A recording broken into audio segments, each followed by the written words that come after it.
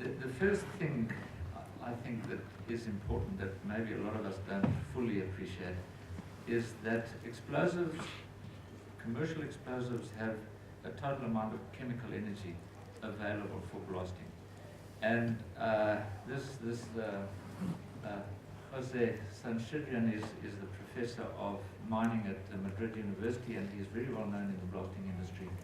And he did a huge amount of modeling and measurement work in the field and came up with these numbers, which most specialists tend to agree with. And I think it's really very interesting. When you're blasting, what are you trying to do? You're trying to fracture the rock, and you may be trying to heave it a certain distance away from your face. So there are two energies that you're particularly interested in, fracturing and heaving. And if you look at the combination of those two, you get a total of 9 to 27% of that energy actually being used for useful work. And there's a huge amount of energy that is potentially could be go into damaging the rock. And we're looking at potentially elastic and plastic work on the rock that doesn't actually contribute to the fragmentation. We are looking at seismic energy, specifically close to the borehole. So potentially what we're saying is that an incredibly small amount of energy is used for breaking rock, and we've got a huge amount of energy that potentially, if it's not harnessed properly, can actually cause a lot of damage. And my thoughts on this really is that how can we increase the proportion of useful energy, increase that and reduce the bad energy? And these are perhaps just very well-known facts. A proper blast design. The right kind of hole diameter for the rock, the right kind of drill pattern, how far apart these holes should be, the right kind of stemming and timing, and the explosive that is actually well matched to the rock to give you the kind of fragmentation you need. We'll talk about that a little bit towards the end of the presentation. But I think what the two previous speakers have spoken about is good field application. In other words, you can do the designs and you can get the theory right, but if it's done wrong, you're just really wasting your time. So let's have a look at this. This is just a nice picture of a stope, just to show that I do have pictures of underground mining as well. There's a fellow called Frank Chiappetto who is really fairly well known in the industry, and every now and then he has a few pearls of wisdom, and to me this is one of them. The three most important things in blasting are accurate drilling, accurate drilling, accurate drilling. And I don't want to labor the drilling side of it. I know that the next paper is about drilling, but if we don't do this right, everything else I have to say is not going to help. And I do remember at one mining operation that we went to, and we said, you know, we can help you. We can modify your explosives. We can put we can put a bigger charge in the base of the hole to help you get your advance, and we can give you a decoupled charge towards the back to help control damage and coarsen up your fragmentation a little bit for gold losses. And we said, but we can't do this and get improvement without you improving the drilling. And the underground manager who we were talking to just said simply, forget it. Give us a solution without us having to improve our drilling, because we can't do it. So it's a kind of drilling is really the big problem in our life, I think. And one of my colleagues at BME has said that at one of these presentations, so this is Selwyn Pearton, said much of the blast result is predetermined once the blast holes are drilled. So we're talking about this, and the previous speaker, Duncan, was talking about damage to the footwall. In fact, both speakers. And very often, the cause of it is really very poor drilling. And the drilling can be so bad that it's drilling into the hanging wall, into the footwall, drilling where the holes aren't even marked. Those kind of issues affect the blast results quite dramatically, and the fragmentation Now, I'm not going to talk about those obvious things because this is obvious and it can be fixed, I believe. Not easily, but it can be fixed. And I'm looking forward to the next presentation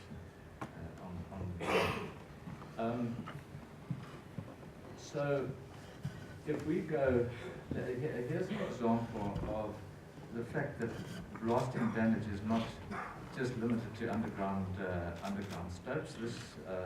This was a trench being blasted in Rustenburg at the large plant there that they have, and the idea was that this trench would have nice quality walls, and they blasted and called me in and said, we messed it up, can you explain to the client what went wrong here? And very clearly it was seriously wrong because they had to put a great deal of concrete in to fill this up, and there's obviously a very heated discussion going on there. But the point is that what caused the damage? What caused the damage is poor blasting. Poor blasting practices, poor drilling, and poor decisions on how that particular blast was charged and timed. But what is more is that it wasn't helped by the fact that there's a huge amount of geological structure there. And exactly the same kind of thing happens underground. We have parting plains. We have bands of rock that are separated by parting plains. And in some instances, where we're trying to cut our stope is not at a parting plane. Parting plane might be just a little bit higher. And that is immensely difficult to get that kind of drilling and blasting to not damage the hanging wall. And even in surface mining where things are potentially so much easier to do, you can see we get it wrong. So underground where the supervision and the space and the working conditions are so much worse, we really do have a problem. So now what I'm going to talk about in terms of rock damage is damage mechanisms. How do we actually end up damaging the hanging wall, apart from seriously bad drilling? And the first one I've put is listed as drilling, but coupled to that is overburdened holes. So now if I look at this, this is the kind of drilling pattern you'd be interested in. You'd get a good face advance, drill at 70 degrees, make sure that the holes are equal distance apart. You get good at face advance.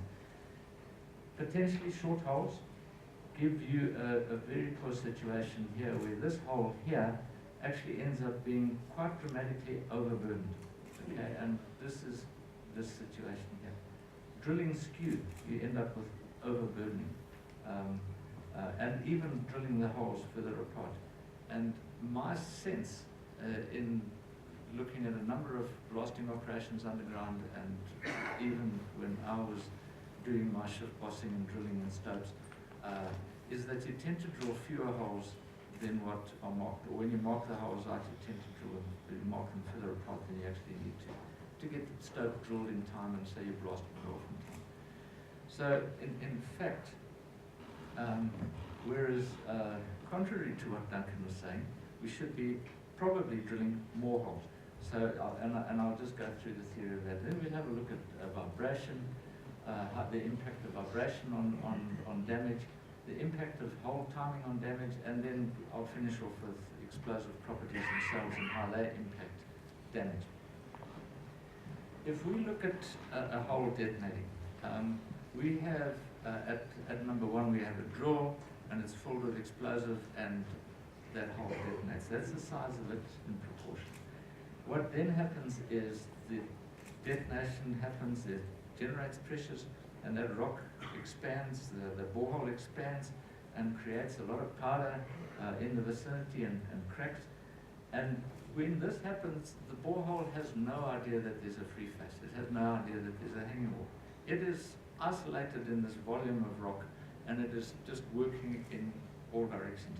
Now, I've drawn this realizing that I haven't taken cognizance of the fact that some of the deeper mines have very high vertical stresses.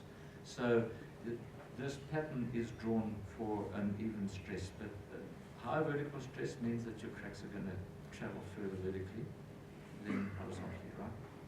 Okay. So these cracks radiate out and they don't know where the free face is, and they keep expanding. And you can see that we're really damaging the rock in all directions. Now if we have a hanging wall somewhere over there, you can see we're cracking through that hanging wall. Okay. And there'll come to a point when these cracks stop growing. And that point is when the burden detaches. So as soon as that rock starts displacing away from the host, we're going to see the cracking extension dropping. It's going to just stop, not going to expand anymore. The pressure has dropped completely, and what we see here is a very simple relationship that your back damage is roughly proportional to your burden.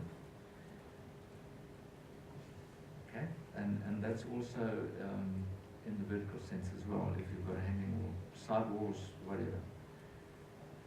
And that might immediately say to you, okay, well, I should really maybe be thinking of drilling my hole slightly closer to each other to reduce the extent of vertical damage. Okay. If we look at, and Joe Brinkman is going to be talking this afternoon, and Joe actually alerted me to this when I first started getting involved with blasting, is something called breakage angle. And breakage angle is a phenomenon that is particularly important in confined spaces like a stope, because a hole cannot break at a bigger angle than the size of your stope.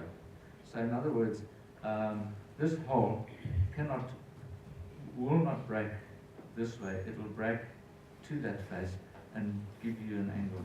Of course, the further away from the face your hole is, the smaller the angle. So what you're trying to do is to improve your damage and reduce your burdens. You're trying to get a situation where your breakage angle is as big as possible. That's what you're trying to achieve, or should be trying to achieve. And you can see that if we have another sequence initiation, for example, if that hole fires before that one, your breakage angle is going to be very small, and that hole is going to have to work very hard to break out that burden. Of course, the harder it works to break out the burden, the more damage it's generating. So if we think about what I've just talked about as burden and how it relates to damage. Now, I'd like to just look at vibration and damage. When a hole detonates, and you saw that first list that I gave you in terms of energy, there's a lot of energy that goes into vibration. And vibration actually breaks rock. And there's some work done by myself, and those of you who remember Steve Spottiswood and Alex Malef, we did some work at Vaal Reefs trying to determine, in those days it was actually trying to determine at what peak particle velocity of rock burst, so we're looking at rock bursts, would rock be damaged. And what we did is we charged up a number of holes behind, in a crosscut next to it at a haulage that we could afford to damage. I don't know if that happens very often these days, whether you can afford to damage excavations or not. But here, we were trying to deliberately damage this excavation at Vaal Reefs. The work is published in a number of publications, one of them Frag Blast in 1996. And we instrumented the face, and this is the numbers we came at, and this is in quartzite, so it relates to the kind of rock that we're looking at.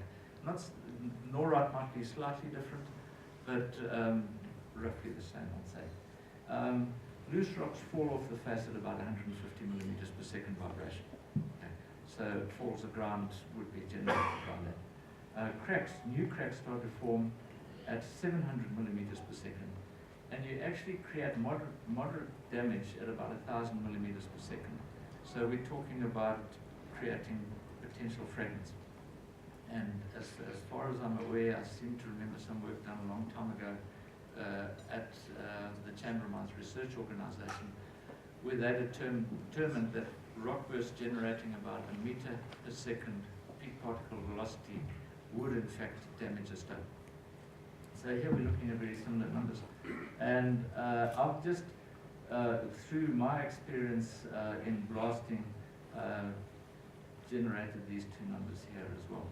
And we can see that if you're going to generate over 1,000 millimeters per second, you're going to break that rock. You're going to damage it. Okay. Blasting, it's a kind of like a catch-22, because in blasting, that's what we're trying to do. We're trying to damage the rock so that we can break it, right, and pull it out. But we're trying to control it in the surrounding material. So we do need to try and predict what the vibrations are that the blasting will generate in the hanging wall and maybe the footwall.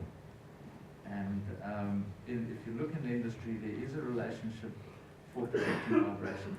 But we taught that this, you really need to ignore. If you guys pick up an equation like this, don't use it.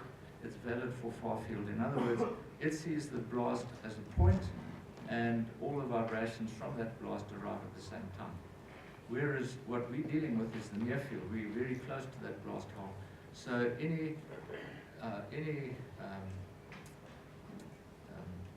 particle in the rock mass will experience energy coming only from a portion of the hole at any point in time, if that makes sense. The hole detonates at a certain speed, and so a point in the rock will, the vibrations will arrive at that point at different times as that hole detonates. So in fact, the vibration that a point in rock feels is quite a bit lower than what this equation would predict. And we have quite a few specialists in the field who've come up with formulae for near field vibration determination. One of them is Holmberg. I saw Peter, you had a reference to Holmberg right at the beginning of your presentation. And the other one is Hastrelid. And I've just, this is a Swedish guy, Hastrelid, and he's come up with this, and you can see the variables that are involved here. The rock has an impact on damage, and I've put a damage limit here of roughly 700 millimeters per second, as shown by that work that we did at Val Reeves. And you can see that at a certain distance, the peak particle velocity is going to exceed that 750 millimeters, and you're going to get rock damage in this area here. Now, as you adjust these things, now I did it for a hole diameter of 34 millimeters and assumed that the hole was fully coupled, in other words, fully charged, no air around it. And you can see that at 20 centimeters from that hole, we're generating 3,000 millimeters per second. We're damaging rock. Okay, so this can give you some idea of how far you need to be away. Now, in most stoping operations, we're very lucky in that we have potting planes in the hanging wall, and those potting planes do tend to reflect a lot of that seismic energy back. So you will have a lot of energy going through, but you'll have some energy coming back. So this doesn't take into account those reflections, but it gives you some sort of feel for the kind of vibrations that we're generating in rock from our blasting. So I don't know, shall we give up now and pack up and go home? No, I don't think so. There are techniques that we can use to try and limit this. Okay. I think that one of the things that people don't realize, well, let me just go back one step. A big factor in vibration is the amount of explosives. So in other words, your hole diameter and your length of your charge determine what your vibration is going to be. So the bigger the hole, the more the damage, the more the vibration, and the smaller the hole, the less the damage. Of course, as you get to a smaller hole, you get less and less efficient detonation of the explosives and less face advance. So you have got to understand what gives you the best face advance for the hole diameter that you have. In other words, what burden. And this is just an example of how hole diameter is so critical to the amount of explosives. This is, and you know, you might take a bit and use it and discard it at a certain diameter.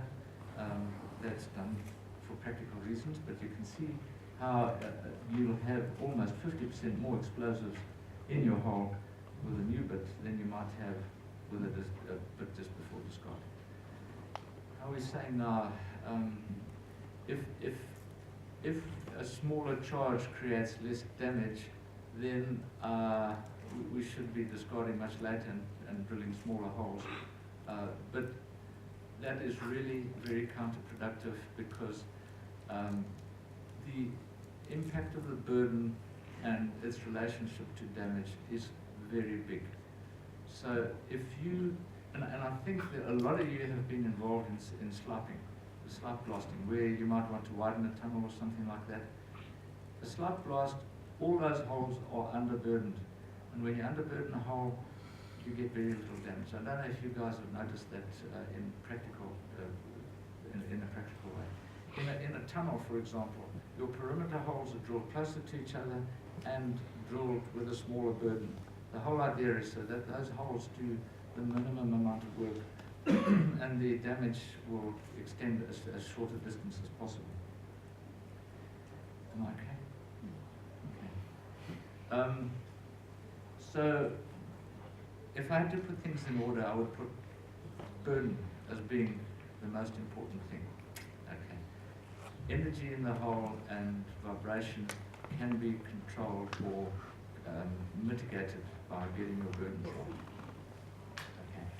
Then we've got another development here, and that is that traditionally we've used ANFO in those holes, and a lot of the time the holes have got water, so the holes don't detonate properly. We've also used cartridge explosives, and cartridge explosives are decoupled. And cartridge explosives being decoupled results in less pressure on the rock itself, so potentially less damage. But now with the theft of explosives and ANFO really not being appropriate as an explosive in wet holes, we're going into this technology. This is emulsion technology in stopes. And this technology is going to take us a long way forward. It's important for security, it's very important for safety, because you can't detonate this. This product is non-detonable until it's put into the hole. So we're dealing with, from a legal point of view, something that the authorities are pushing towards, and I think a lot of the operations are pushing towards as well, because you're not putting explosives down the shaft anymore, and it's much easier to control your inventory, and your security and theft just become much less of a problem. But of course, from a blasting point of view, this charge is fully coupled compared to decoupled cartridge explosives. So we're putting more energy into the rock, and so we're increasing the vibration damage. So again, I repeat, the balance between your explosive energy in the hole and your burden is very important. You really do need to, because you've got more energy in the hole, the temptation might be to stretch your burdens. Okay. And I'm suggesting that at this point in time, don't do that. Rather, run with the burdens as they are, see what your conditions are in the hanging wall, and then maybe expand your burdens a little bit and have a look some more. The influence of blast timing and damage. The mines have just about all converted from the fuse and igniter core days, and believe it or not, in 2000 I went to the Philippines and I discovered that they were even a step further back. They were using chisel sticks to ignite their fuse, and they were hoping to get a sequential firing, and their big complaint was that they were damaging the hanging wall in their stopes with, and I said, well guys, you've got to fire sequentially, you've got to put at least a bare minimum of igniter cord in. That's not great, but it's better than using, because these guys lit the round literally in 25 seconds. You don't want to be sitting in front of a fuse that's burning, so you go, and these fuses have such huge errors. And the response that I had was, no, we can't possibly afford that. We've got, that we need to use the least expensive initiation system possible to save costs. Yet they were happy to live with massive dilution from hanging wall failure. So, sometimes the focus is in the wrong place. Okay, the mining industry has changed to from fusing ignited core to shock tube, and shock tube is a huge improvement on fusing ignited core. Shock tube is also quite a bit more expensive, or was quite a bit more expensive than fusing ignited core, so there was a cost increase. But I don't believe we're there yet, and I think the important thing is that those numbers there. This is the kind of delay periods that we're using underground. Roughly 200 milliseconds between holes, or 200 milliseconds is what is that? A fifth of a second. But in the hole, we've got a delay of nearly 4 seconds long. Okay. Now you say that's fine. That delay in the hole is to give you your burning front, so that you can get as many holes initiated, in-hole detonator initiated as possible while the surface detonators are firing. And generally we found we need to get a burning front of about 19 holes, so that you don't risk a cutoff when the first hole detonates that ends up pulling your harness and breaking the surface lines and creating cutoffs. But this is a bit of a problem here. And I'll tell you why. That's just a picture of what this stuff looks like. For those of you not familiar with shock tube, you get it in different colors and different looks. So this is the problem here. And it's just simply a matter of a length. It's like a fuse. It's a length of powder that gives you your delay. And if the powder is not cut to the exact right length or not exact right density, crystal structure is not exactly consistent, you're going to get these kind of errors as we saw over there.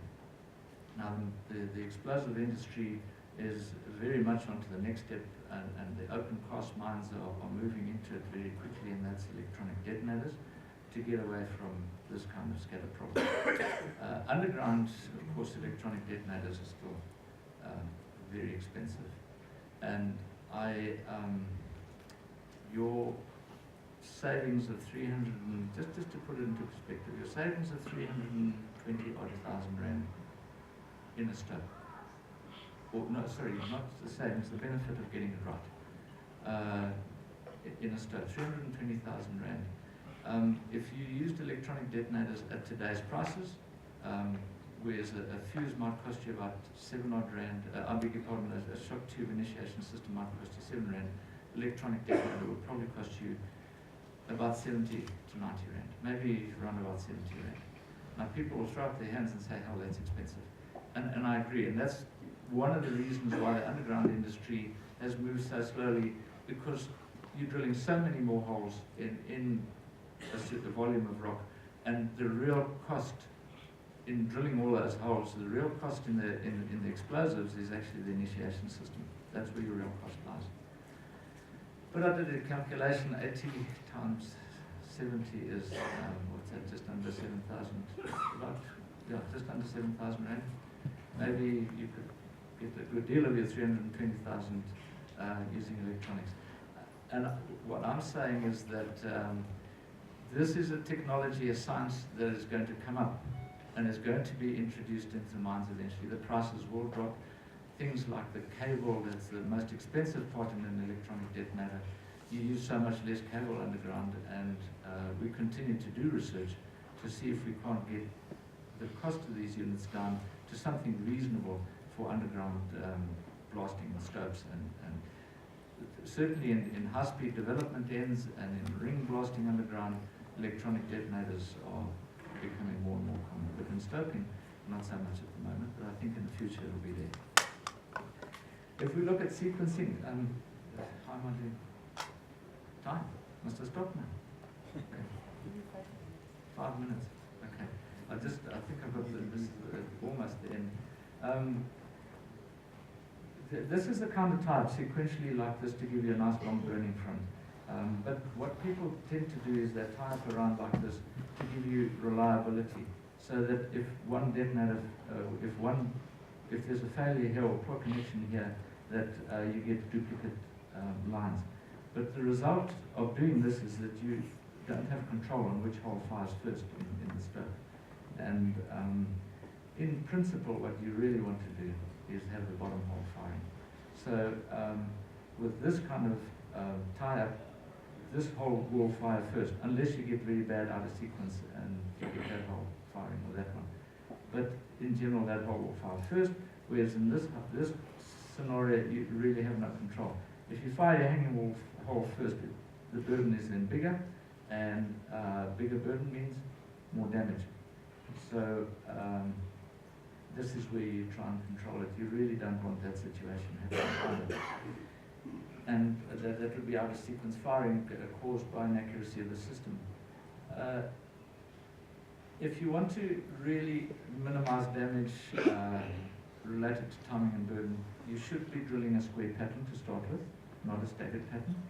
And you should always fire the bottom hole first, then the top. If you've got soft footwall and a good hanging wall, you would reverse that. You would fire the top first and the bottom second. But you can see that the breakage angle is smaller here than it is there, so that this hole has a good deal more work to do to break up. So this hole will generate more damage in that one, and yet the burden and spacing are the same. Okay. So that's a good thing to bear in mind when you're planning these things and looking at it. Explosives themselves, we are now into bulk explosives, info, and cartridge explosives, but they do have an influence. And I'm just going to, without going into too much detail, you can see this was probably like an hour's presentation, so I should have cut my slides, right? Very quickly, different explosives generate different amounts of pressure over different times and volumes. And you can see that this kind of explosive has a lower VOD and a lower pressure. Pressure is what breaks rock. That's what expands in the hole and causes breakage. This explosive has a low pressure here, but a much higher pressure at the start, and a higher VOD. So here we're looking at our emulsion explosives, potentially, and here we're looking at our amphos. And you can see that what we're looking at here is more fines or finer fragmentation with a high VOD explosives. But with increasing volume, much less work is done, so the extent of damage is reduced. And I think a lot of operations tend to favour the high velocity, the higher VOD emulsions over amphos because they tend to generate less damage. So in conclusion, burden and drilling are very important. Burden and time, very important. We've got to look into the future, and electronics are going to be a part of your future. Watch the space. All the explosive companies are working on ways of getting this more economical. And of course, consider your explosives. Thank you very much.